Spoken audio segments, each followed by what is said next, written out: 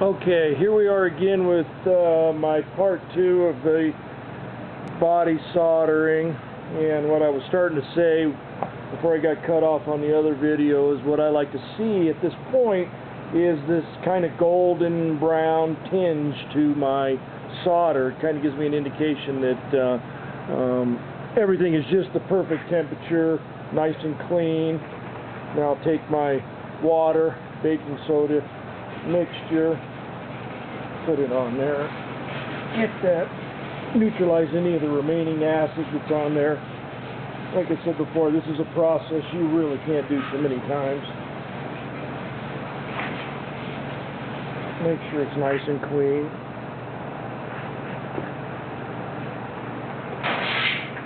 This is not the rag I wanted, but it'll work. Alright, that looks pretty nice. Nice and sterile. That's what I like. So normally I would let that sit, no hurries, let it warm back up, get the moisture out of there, but I'm going to go ahead and heat it up with a torch and kind of force that moisture out of there, re-sweat the surface again. And you can kind of just see that moisture line working across there. You know you're getting it out of there.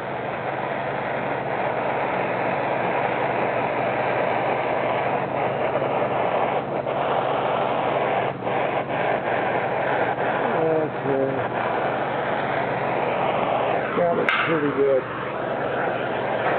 So what I'm going to do here is I'm going to start heating this back up nice and even. I'm going to look for that solder, that tin I mean, to start flowing. And I'm going to touch it with my lead until the surface of the metal actually melts the lead. That's when I know I got it just the right temperature, because you don't want to get this too hot, and obviously you don't want to get it too cold. And just kind of build it up in there. Now, we're not using a lot of lead in this area just because we're just feathering out a weld area. So I can pretty much just lightly put this on here, and then what I'm doing here is pushing down on the lead and getting all the air bubbles out of it, smoothing it out a little bit, and makes it a little easier when I get ready to file this. I really like this Eastwood's lead-free body solder because it's obviously a lot less toxic than the old solders or the old leads we used to use.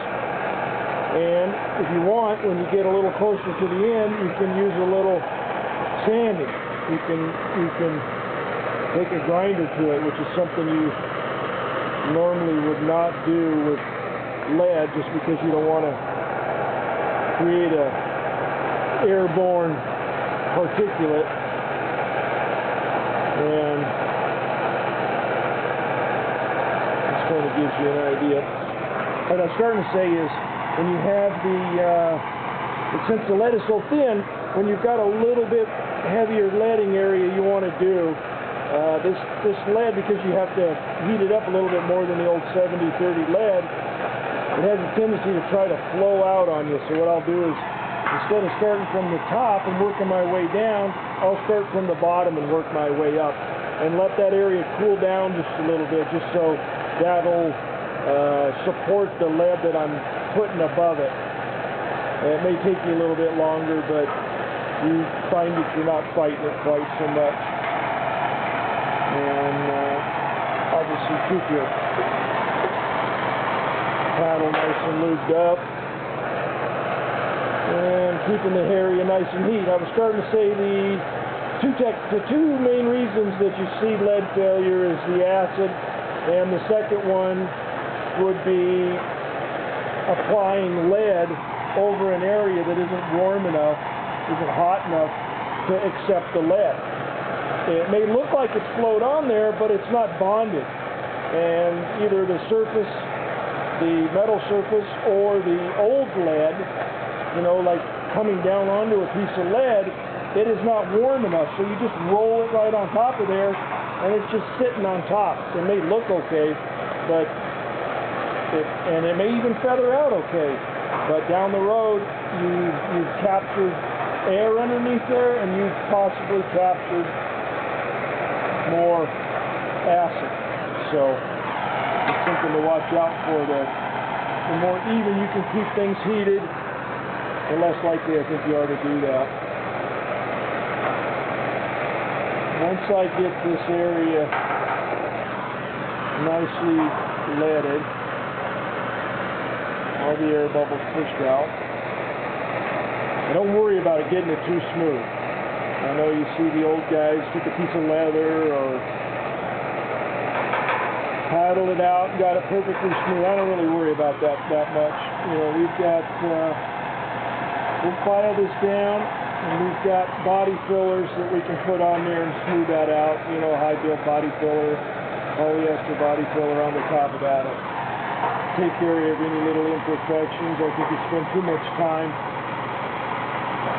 trying to get lead smooth when that's just not that necessary. So hopefully this helps you out. I'm gonna keep doing a few of these videos. I think some of these techniques are long lost. I'd like to see as many young guys learn some of this stuff as they can and get out and build some cars and keep the trade going. So